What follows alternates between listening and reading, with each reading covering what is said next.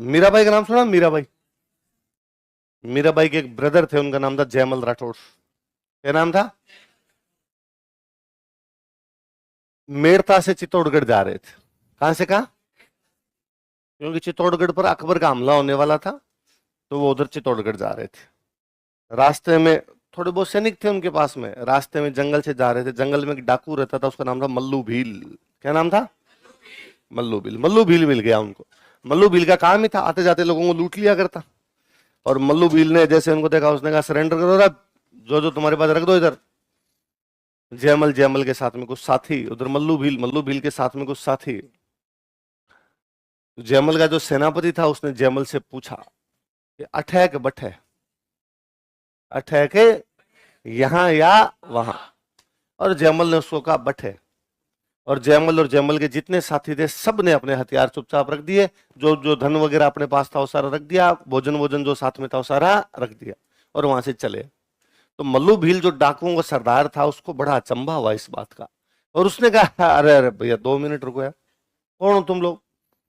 यार जितने तुम थे संख्या में, उतने ही हम थे, हथियार तुम्हारे पास भी थे, थोड़ी हिम्मत दिखा दे, लड़ते यार, ऐसे क्या चुपचाप कायरों की तरह हथियार रख के चल पड़े?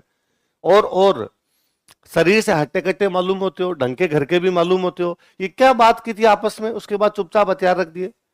जयमल ने कहा कि यार तू तेरा काम कर, तेरा काम डाका मारना है, डाका मिल गया तेरे को, रवाना होने यार। अब तेरे को इससे क्या मतलब है कि लड़के लिया, बिना लड़के लिया, सीधा रख के गए, लड़के रख के गए हम। उसने कहा ले जाओ बोले सामान, मल्लू बिल को इससे ज्यादा सामान की आवश्यकता है, भाई को तो डाका कोई और मिल जाएगा।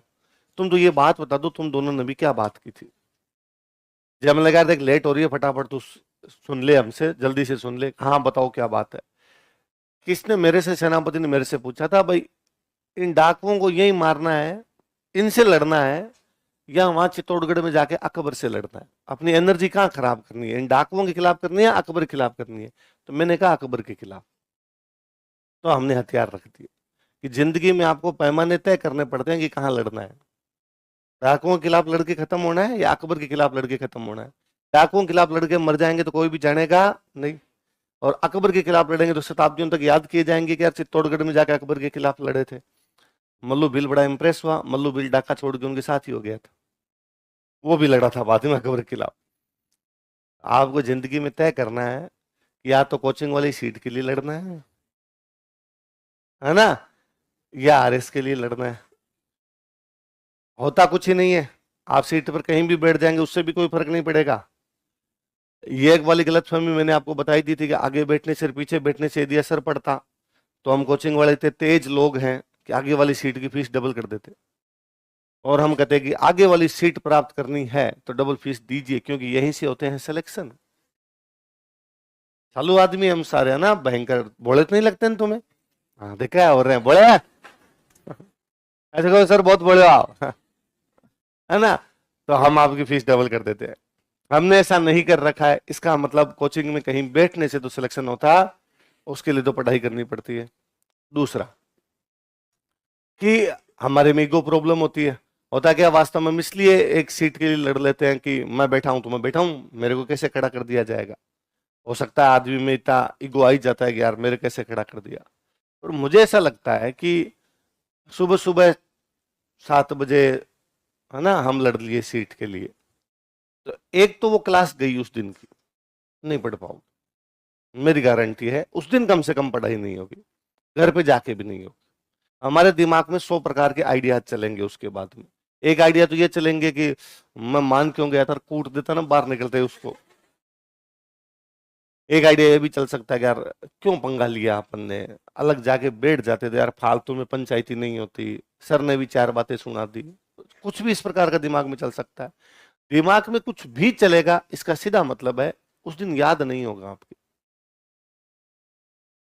इसलिए ये तय कर लिया जाए कि अपने को क्या करना है, क्या नहीं करना। मैं हमेशा ही बताता हूँ, मैं नया नया जब कोचिंग आया था, तो मैं एक दिन कहीं, मैं दो दो रूममेट थे, हम 2 लोग रहते थे साथ में, तो मैं कहीं पर आके बैठा, तो एक लड़का थोड़ी देर बाद में, उसने कहा भाई यहाँ पर मैं बैठा था, तो तुम खड़े हो पीछे बैठ जाओ।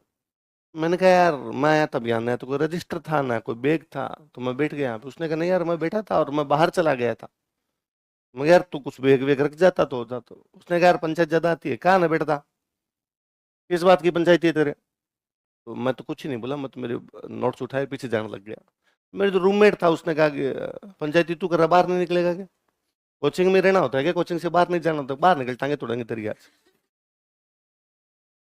तो उसे थोड़ी तू मैं भी, वो वापस मेरे दोस्त की तरफ बोला, तो मैंने वापस कहा कि यार बैठ जाएंगे कहीं बैठ जाएंगे, पर तू ये पंचायती नहीं। तो यूं कर कुरा के हम वापस पीछे, मैंने मेरे रूममेट का मैं छोड़ यार छोड़ छोड़ छोड़, फिर जाके बैठते हैं। फिर जाके बैठ गए, पर वो मेरे दोस्त और उसके बीच में थोड़ी हॉट टॉक हुई। हॉट टॉक हुई तो बाहर जैसे ही क्लास 2 घंटे बाद खत्म हुई तो उसने वापस मेरे दोस्त को कुछ कहा, तो उस दोस्त ने वापस उसका कोई गला वड़ा पकड़ने की कोशिश की, पर दो चार लोग और खड़े होंगे, मत था ही नहीं वहां पे, उन्होंने छुड़ा छुड़ू दिया। ओके, मैंने उसको वापस कहा कि यार मरने दे, क्यों अपने पंचायती करनी है इससे। और वो दिलीप सर के पास चला गया। और मैं क्लास में थोड़ा ठीक बोलता था, क्लास में सर सुनते तो मैं सुना दिया करता, नाम वाम तो कोई जानता नहीं था। उसने जाके दिलीप सर कहा कि वो एक जो लंबा सा पतला सा लड़का था क्लास में, जो क्लास में सुनाता है, उसने मेरे साथ धक्का मुक्की की है और मेरे को सीट के लेके लड़ाई की है। दिलीप सर ने मेरे को बुलाया, सर ने खूब डांटा, भयंकर तरीके से फटकारा कि लखन तो है नहीं इन घर वालों ने तुम्हें यहाँ भेज दिया, फलान टिंकड़ दिए, और कोचिंग में फीस जमा करवाने का मतलब ये थोड़ी होता तुम किसी से ये कर लोगे वो कर लो। मैंने एक बार आर्ग्यू देने की कोशिश की, अरे सर मेरी ऐसी कोई गलती नहीं। सर ने नहीं, सॉरी बोलो, तुम सॉरी बोलो, अब क्या, अब सॉरी बोलो। मैंने उस लड़के से सॉरी बोल दिया, उसका ईगो सेटिस्फाई हुआ, उसने मेरी तरफ यूं बड़ा वैसे देखा, गिल्ला है ना। पर मैं चुपचाप जाके बैठ गया।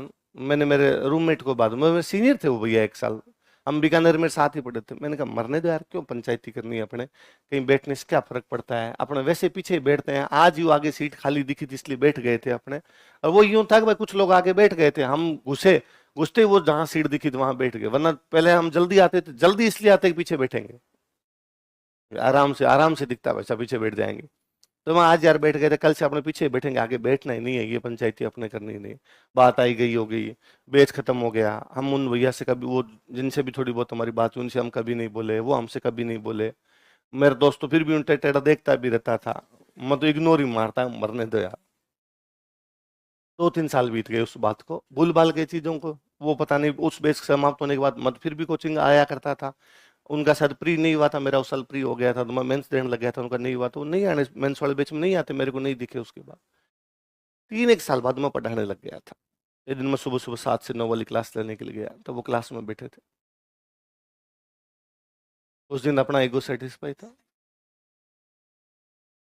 भाई, नहीं पर लड़ाई है जी, आप कहाँ लड़ना चाहते हो, क्या लड़ना चाहते हो।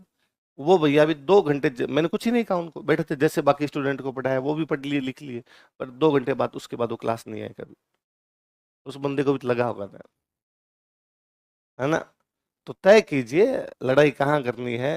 उस दिन सीट चेंज कर दी थी, वो वहीं उसी सीट पे थे जिसके लिए लड़े थे, मैं थोड़ा ऊपर था,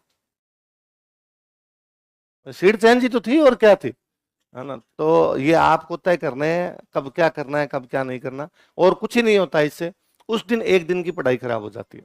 और मेरा, मैं क्या, हम स्प्रिंग बोर्ड में जीते लोग हैं, तो हमारे में साइंस वाले डॉक्टर साहब को छोड़ के हम सारे स्टूडेंट हैं सर के, यही तैयारी करते थे और करते थे। तो हमारा वो प्रथम दृष्टया एक्सपीरियंस है, इसे मेरा तो मैं व्यक्तिगत हमेशा बताता हूँ कि जिस दिन क्लास के अंदर बिना किसी से बात किए, है ना, मेरा ये भी रूल था कि भाई 4 घंटे की क्लास है, 2 घंटे की क्लास है, तो किसी से बोलना नहीं है उन 4 घंटे।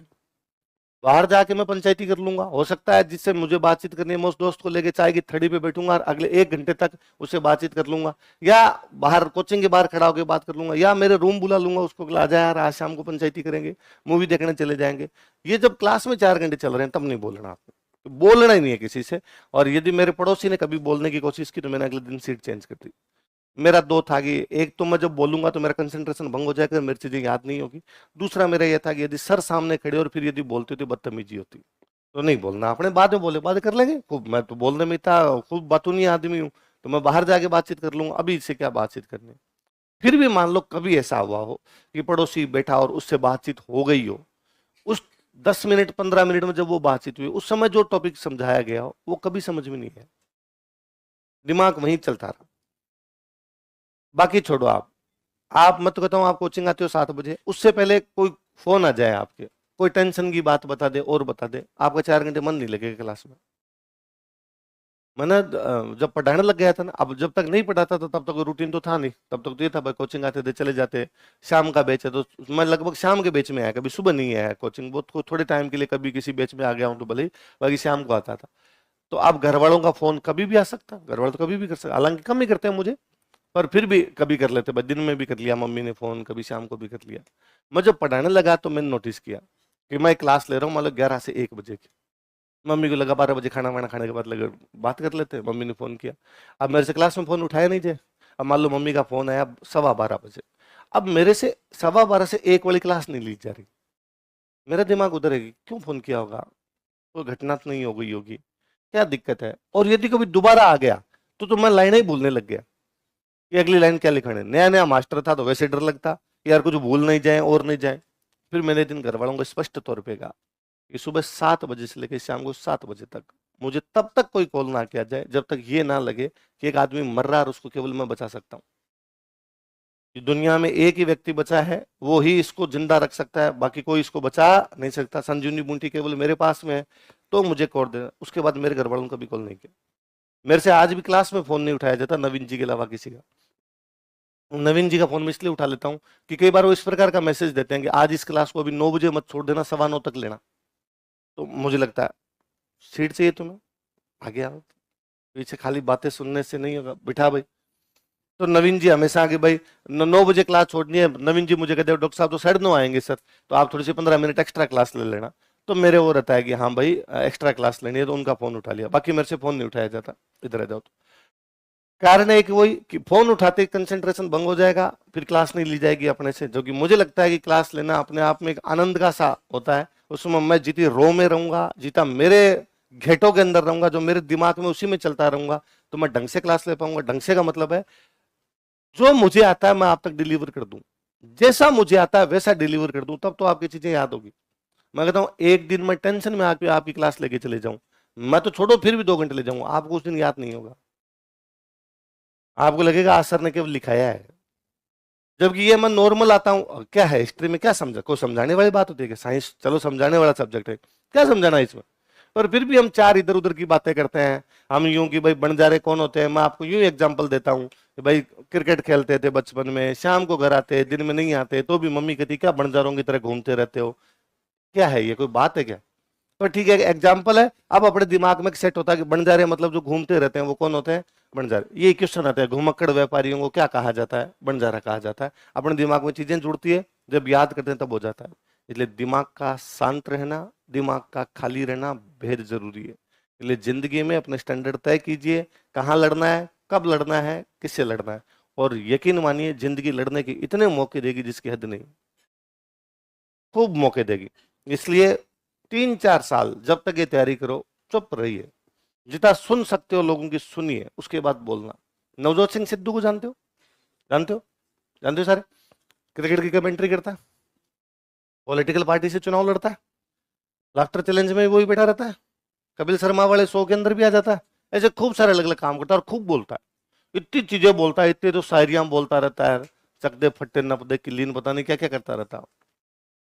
मैं कपिल देव का इंटरव्यू सुन रहा था, कपिल देव भारत के पूर्व कप्तान जो नवजोत सिंह सिद्धू के टाइम कप्तान थे। कपिल देव ने कहा यार मैं जब ये नया नया आया था टीम में, या जब तक ये क्रिकेट खेल रहा था, हमने इसको किसी से बोलते भी नहीं देखा, ये बोलता ही नहीं था यार, चुप ही रहता था। वो बंदा कई साल तक चुप रहा, उसने लिया, फिर उसने कहा अब तुम सुनो, अब मैं ही बोलूंगा, तुम टीवी में कुछ ही लगाओगे मैं ही दिखूंगा, और कितना बोलता है। तो अभी अपने ग्रहण कीजिए, फिर फट जाइए दिन बम बन के, तो उसके बाद सब चीजें आसान हो जाएगी। कब बोलना है, क्या बोलना है, ये भी जिंदगी तय करेगी। अभी तुम कितना भी कुछ बोल लोगे, लोग सुनने वाले नहीं होंगे। कभी सिलेक्शन हो गया, जिंदगी में अच्छे पदों पर पहुंच गए, उसके बाद अपने आप सुनने वाले होंगे, लोग तुम्हें बुला बुला के सुन लेंगे। इसलिए दिमाग खाली रखा कीजिए एकदम। और तुम तो सुबह वाला बैच तो लेते इसलिए हो ज्यादातर बच्चे, तो ये सुबह सुबह पढ़ाई हो जाती है, फिर सुबह सुबह आके लड़ लेते हो, फिर तो उल्टा कर दोगे सर सुबह सुबह लड़ाई हो जाती है, सुबह सुबह पढ़ाई नहीं होती, ढंग से लड़ाई हो जाती है थोड़ी, तो नहीं करना। अपने सीटों के लिए क्या लड़ना है यार, कोई आके बैठ भी गया, मैं कहता हूँ कई बार ऐसा होगा कि आपकी कोई गलती नहीं, सामने वाले की गलती है, दूसरे की गलती है, वो आके बैठ गया, तो भी अपने उतना ही चिल रहना, उतना ही कूल रहना, चुपचाप कॉपियां उठानी, जहां जगह देखे वहां पे जाके बैठ जाना, कोई नहीं फर्क पड़ता। उल्टा मैं कहता हूँ जो सबसे पीछे बैठा उसको सबसे अधिक समझ आएगा। कुछ भी नहीं है एकदम भी। मैं तो सैकड़ों क्या हजारों विद्यार्थियों को जानता हूँ जो क्लास में सबसे पिछले वाली लाइन में जाके बैठे होंगे और फिर भी अच्छे सिलेक्शन हुए। कोई फर्क नहीं पड़ता, उल्टा पीछे ज्यादा ठीक दिखता है। ये सब मन की भ्रांतियां हैं कि एकदम यूं छाती पे जाके बैठ जाएंगे तो ही अपने समझ में आ जाएगा।